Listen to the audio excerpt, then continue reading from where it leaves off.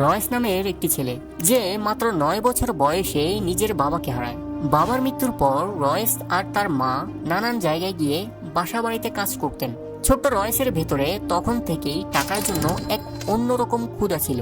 তাই সে 9 বছর বয়সে বাড়ি বাড়ি গিয়ে সংবাদপত্র বিলি করতে শুরু করে। আর এখান থেকেই রয়েসের অর্থ উপার্জনের যাত্রা শুরু হয়।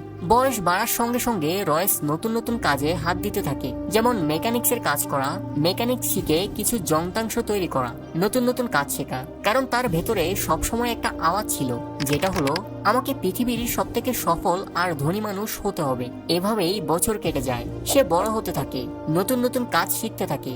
আর এক সময় সে এমন একটি কোম্পানি প্রতিষ্ঠা করে, যে কোম্পানি আজ বিশ্বের সবচেয়ে প্রিমিয়াম গাড়ি তৈরি করে। সেই কোম্পানির নাম হলো রোলস রয়েলস।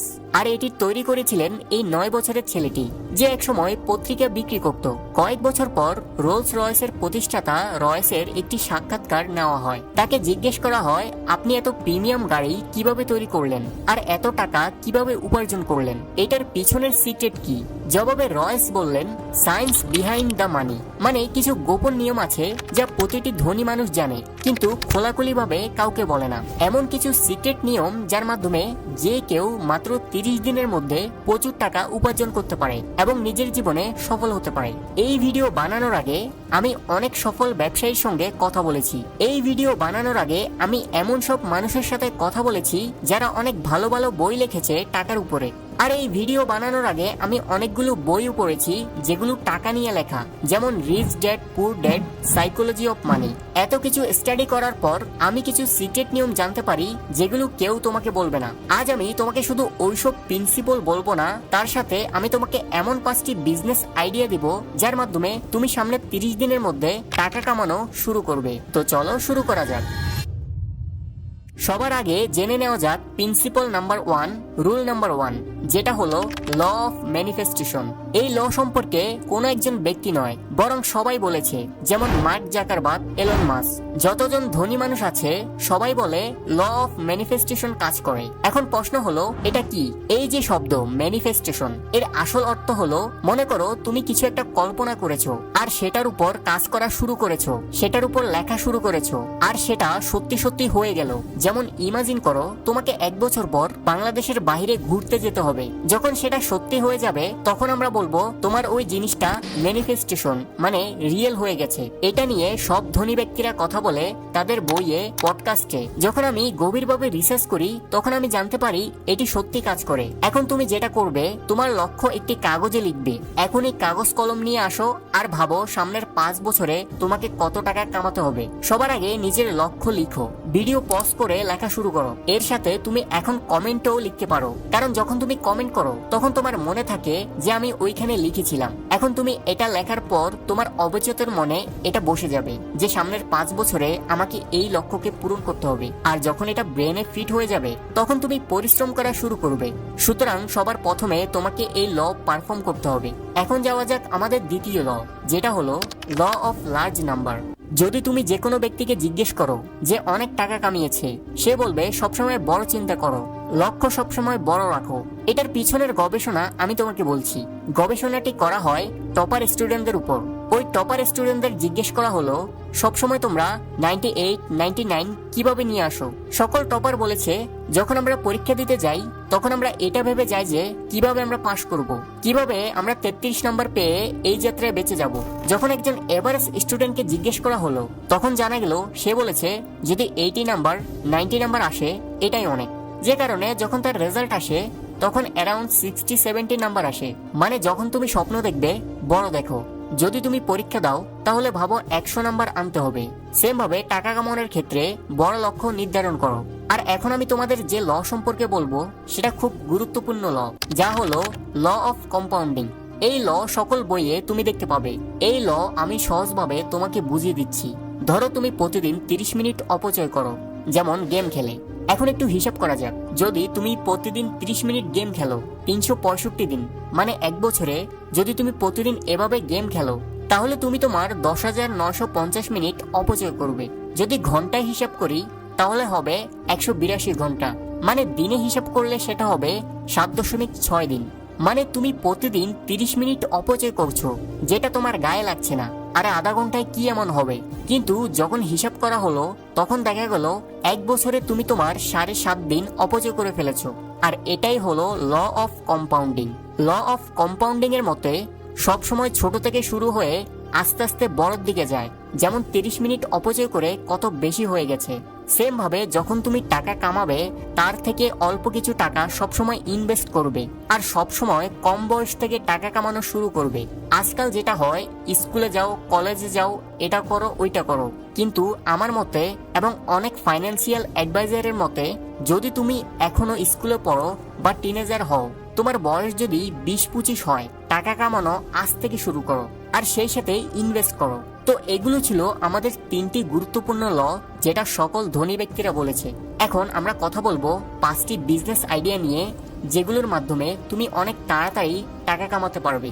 এসব আইডিয়ার উপর ইন্ডিয়ায় অনেকেই তাদের ব্যবসা দাঁড় করিয়েছে। তো চলো শুরু করা যাক। সবার প্রথম বিজনেস আইডিয়া হলো থ্রিফ্ট স্টোর।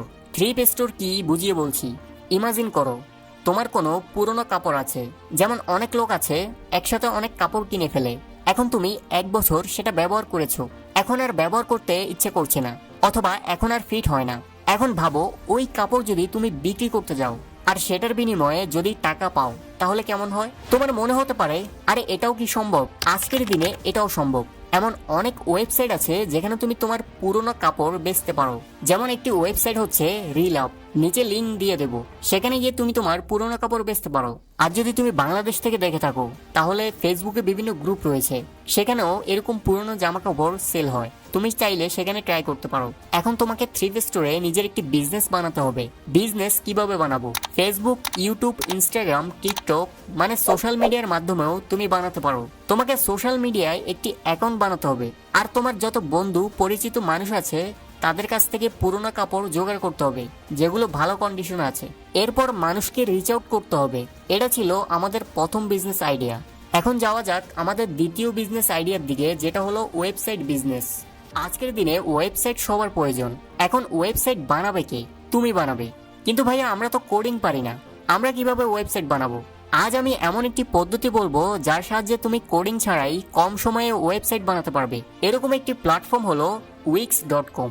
এটি শুধু একমাত্র প্ল্যাটফর্ম নয়, এরকম অনেক প্ল্যাটফর্ম আছে যার মাধ্যমে তুমি ফ্রিতে ওয়েবসাইট বানাতে পারো। কিভাবে করবে ইউটিউব থেকে দেখে নাও। বিস্তারিত বললে ভিডিও অনেক লম্বা হয়ে যাবে।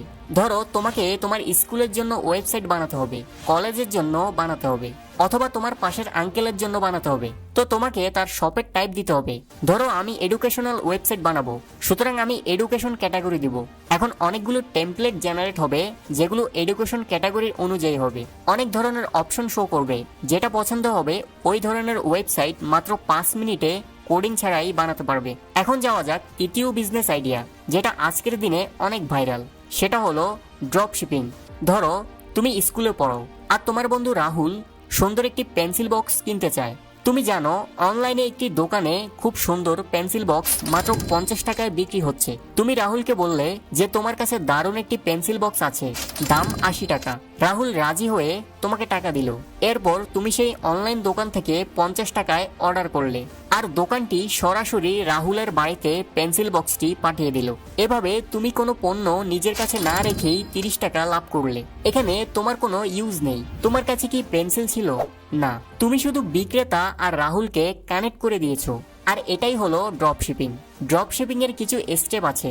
সবার প্রথম step, find the good product. মানে তুমি প্রোডাক্ট খুঁজে বের করবে যেটা তুমি বিক্রি করতে চাও। কিভাবে খুঁজবে? তুমি অ্যামাজন, আলি এক্সপ্রেসের মতো ওয়েবসাইটে গিয়ে খুঁজো কোন প্রোডাক্টটি অনেক বেশি ভাইরাল। ইমাজিন করো তুমি খুঁজে পেয়েছো ইলেকট্রিক্যাল টুথব্রাশ। এটাই ছিল তোমার প্রথম কাজ। এরপরের কাজ হলো ড্রপ শিপিং। ড্রপ শিপিং করার জন্য একটি স্টোর রেডি করতে হবে। স্টোর তুমি যে কোনো ভাবেই ফ্রিতেও বানাতে পারো, যেমন শপিফাই নামের একটি ওয়েবসাইট আছে, সেটা দিয়েও বানাতে পারো। এখন তুমি প্রোডাক্ট খুঁজবে আলি এক্সপ্রেসে গিয়ে। এখন শেষ স্টেপ হলো মার্কেটিং। মানে তোমার পেজ, তোমার স্টোর, সেটার মার্কেটিং তো করতে হবে। তোমার প্রোডাক্টের মার্কেটিং করতে হবে, তা না হলে কাস্টমার আসবে কিভাবে? তো তুমি করতে পারো বিভিন্ন ভাবে। যেমন তুমি ফেসবুক অ্যাড চালাতে পারো, ইনস্টাগ্রাম অ্যাড চালাতে পারো। এর ফলে মানুষ তোমার পেজে আসবে, তারা প্রোডাক্ট দেখে কিনে ফেলবে। এখানে তোমার কোনো কাজ নেই, সরাসরি তোমার কাছে পেমেন্ট এসে যাবে। এরপর প্রোডাক্ট অটোমেশনে চলে যাবে। তারপর প্রোডাক্ট তাদের বাসায় ডেলিভারি হয়ে যাবে। তোমার কিছু করা লাগবে না।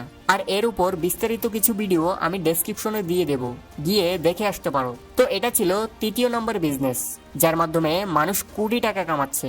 এবার আমাদের চতুর্থ বিজনেস আইডিয়া হলো সার্ভিস বেস বিজনেস। দেখো, সার্ভিস বেস বিজনেস হলো, ধরো তুমি যে কোনো একটি স্কিলে পারদর্শী, হতে পারে ডিজাইন, এডিটিং, মার্কেটিং। মনে করো তুমি ফেসবুকে অ্যাড চালাতে পারো।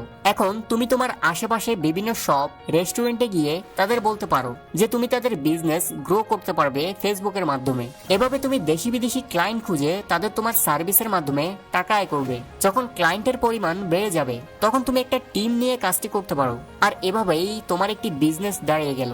সার্ভিস বেস বিজনেসের সুবিধা হলো এখানে তুমি নিজের স্কিলের বিনিময়ে আয় করছো, কোনো প্রোডাক্টের ঝামেলা নেই। এরপর আমাদের পঞ্চম বিজনেস আইডিয়া হলো ইবুক।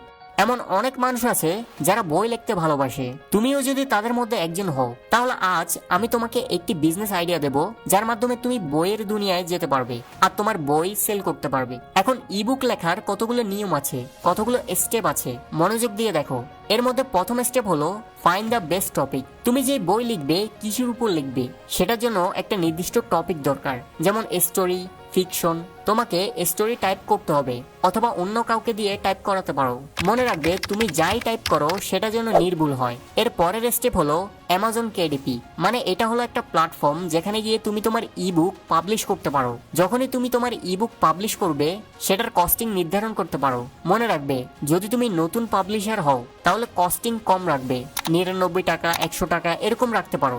এরপর যদি কারো তোমার বই ভালো লাগে, সে যদি ডাউনলোড করতে চায়, তখন তাকে পে করতে হবে, আর সেই অ্যামাউন্ট তোমার কাছে চলে আসবে। মানে তোমার ভেতর যদি লেখালেখির শখ থাকে তাহলে এটা বেস্ট প্ল্যাটফর্ম। দেখো, অপরচুনিটি সব জায়গায়, কিন্তু তুমি খুঁজতে চাও না। আর এটাই আমাদের রয়েস সাহেব, যার কোম্পানি রোলস রয়েলস, সেও বলেছে টাকা কামানো সবচেয়ে সহজ, কিন্তু বাস্তবতা হলো মানুষ টাকা কামাতেই চায় না। যাও, তোমার বন্ধুদের সাথে ভিডিওটি শেয়ার করো আর তাদের সাথে যে কোনো একটি বিজনেস শুরু করো। শুভকামনা রইল তোমাদের সবার প্রতি। দেখা হচ্ছে পরবর্তী অন্য কোনো ভিডিওতে। ভিডিওটি ভালো লাগলে